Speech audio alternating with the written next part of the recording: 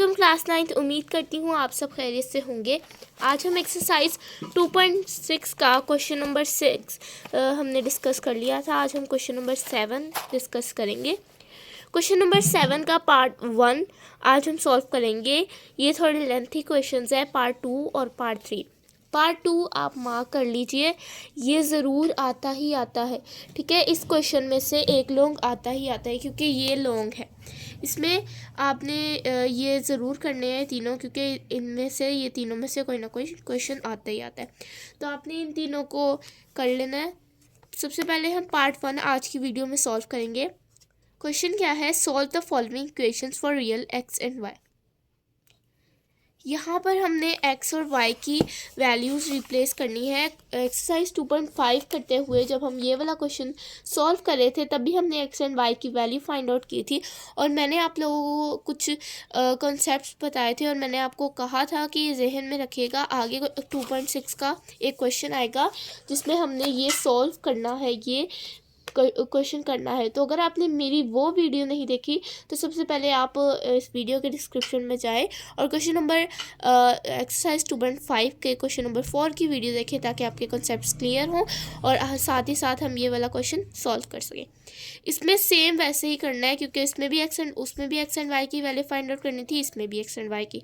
बस ये डिफरेंस है कि यहाँ पर दो वो दी जिससे हम अलग कर सकते हैं। तो बढ़ते हैं शीट की तरफ। तो शीट पे मैंने क्वेश्चन लिख लिया है। शीट पे क्वेश्चन है 2 - 3 iota x plus y iota equals 4 plus iota. अब हमने वैल्यू क्या फाइंड आउट करनी है? x प्लस वाई आयोटा की, यानी x और y की वैल्यू फाइंड आउट करनी है, रियल x और इमेजिनरी y। तो इमेजिनरी y आयोटा होता है। तो मैंने इस x प्लस वाई आयोटा को अलग लिख लिया ताकि, क्योंकि हमने इसकी वैल्यू फाइंड आउट करनी। 4 plus iota as it is आ जाएगा, डिवाइड होगा ये। ठीक है, इसको हम डिवाइड करवाएंगे इससे क्यों डिवाइड होगा? क्योंकि यहाँ पर ये मल्टीप्लाई हो रहा था और यहाँ जाके ये डिवाइड हो गया। तो हम इसको डिवाइड करवा लेंगे 2 - 3 आयोटा से। अब हमने क्या करना है? x plus y iota is equal to, अब यहाँ पर ये रैशनलाइज हम इसको कर लेते हैं क्योंकि ये रैशनलाइज नहीं है।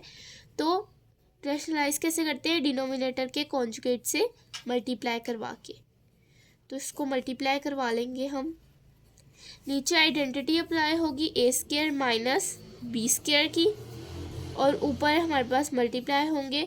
4 जब 2 से मल्टीप्लाई होगा तो 8 आ जाएगा, 4 3 से मल्टीप्लाई होगा तो 4 3 ज़ा 12, 2 आयोटा 2 ज़ा आयोटा 2, और आयोटा जब 3 आयोटा से मल्टीप्लाई होगा तो प्लस 3 आयोटा स्केयर आ जाएगा। अब आयोटा स्केयर को रिप्लेस करेंगे। हमारी जो वैल्यूज़ है, आयोटा स्केयर किसके इक्वल होता है? आयोटा स्केयर -1 के इक्वल होता है। इसको -1 से रिप्लेस कर लेंगे। 8 plus 12 iota plus 2 iota plus 3 -1 divide करवा लेंगे। 2 को 2 से मल्टीप्लाई करवाएंगे तो 4, 3 3 ज़ा 9 होता है। आयोटा स्केयर रिप्लेस कर लेंगे वैल्यू 1 -1।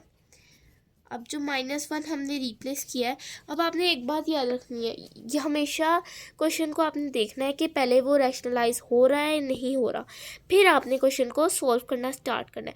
आप अगर सिंगल फ्रैक्शन देखेंगे तो सिंगल फ्रैक्शन आपसे सॉल्व नहीं होगी।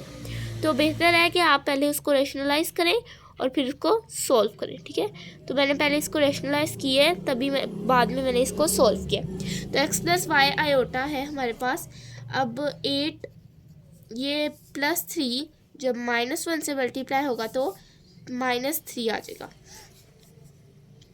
-3 plus 12 iota plus 2 iota divide करवा लेंगे 4 प्लस 9 से। -9 -1 से मल्टीप्लाई होगा तो +9 आ जाएगा। x प्लस वाई आयोटा, ठीक है, हमारे पास क्या है? x plus y iota. 8 - 3, 8 में से 3 जब हम सब्ट्रैक्ट करेंगे तो हमारे पास आएगा 5 प्लस 2 आयोटा प्लस जो हमारे पास 12 आयोटा है प्लस 2 आयोटा में प्लस होगा तो 14 आयोटा आ जाएगा। डिवाइड करवा लेंगे 9+4 से, इसको प्लस करेंगे तो ये हमारे पास क्या आएगा 13, ठीक है। 9 में 1 प्लस करें 10, 3 बच गया हमारे पास, 10+3 13 इक्वल्स। अब फिर इसको फर्दर सॉल्व करेंगे, x plus y iota is equal to, अब इसको इसका जो है एलसीएम, जो उसका आप डिनोमिनेटर है वो दे देंगे ताकि इशू ना हो, ठीक है। ये मैंने आपको पहले भी बताया था। अब आप देख सकते हैं आपके पास x की वैल्यू आ गई है y की। अब मैंने आपको जैसे एक्सरसाइज 2.65 करते हुए बताया था कि अगर आप कंपेयर नहीं करेंगे तब आपका आंसर नहीं आएगा। एग्जामिनर को पता नहीं होता x की वैल्यू क्या है y की, आपको पता है कि x की वैल्यू ये है, y की वैल्यू ये हमने निकाल ली, लेकिन ये एग्जामिनर को नहीं पता होता, इसलिए हम बाय कंपेयरिंग रियल पार्ट्स कर लेंगे, रियल पार्ट्स और रियल वैल्यूज़, ठीक है। रियल पार्ट्स कंपेयर करेंगे तो x रियल है और 5/13 रियल है। फिर हम लिखेंगे by comparing imaginary parts, imaginary parts. अब इमेजिनरी पार्ट्स को कंपेयर करेंगे हम तो ये क्या हो जाएगा, y इक्वल्स 14/3। आयोटा लिखें ना लिखें वो आपकी मर्ज़ी, ठीक है। अब हमारे पास x की वैल्यू फाइंड आउट हो गई है तो हम लिख सकते हैं x is equal to 5/13 and y is equal to 14/3 answer, ठीक है। ये आपने लास्ट में स्टेटमेंट ज़रूर लिखनी है। Thus x is equal to this value and y is equal to this value. ये इजी सा क्वेश्चन है। क्वेश्चन नंबर पार्ट 2 सॉल्व करते हुए मैं आपने ये कॉन्सेप्ट जहन में रखना है कि हमेशा जब आंसर आ जाता है x a+b आयोटा की फॉर्म में, फिर हमने कंपेयर करना होता है रियल को और इमेजिनरी को। ये a+b आयोटा की फॉर्म में आंसर आ गया था, इसलिए हमने कंपेयर किया पहले रियल पार्ट्स को और फिर इमेजिनरी पार्ट्स को। रियल पार्ट कौन से होते हैं, जिनके साथ आयोटा नहीं होता, इसके साथ भी आयोटा नहीं था और इसके साथ भी आयोटा नहीं था। x इज़ इक्वल टू 5/3 कर लिया, y इज़ इक्वल टू 14/3 कर लिया क्योंकि इसके साथ आयोटा था। तो ये इमेजिनरी पार्ट इजी सा क्वेश्चन था। अगर आपको रैशनलाइजेशन आती है तो आप ये क्वेश्चन आराम से सॉल्व कर सकते हैं।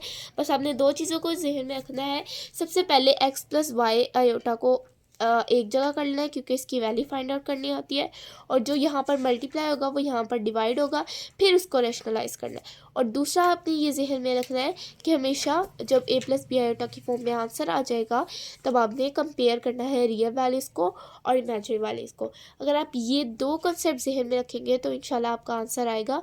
आज के लिए बस इतना ही। नेक्स्ट वीडियो में हम पार्ट 2 सॉल्व करेंगे। तो अपना बहुत सारा ख्याल रखिए। मेरे चैनल को लाइक करें, शेयर करें और सब्सक्राइब करें। अल्लाह हाफिज़।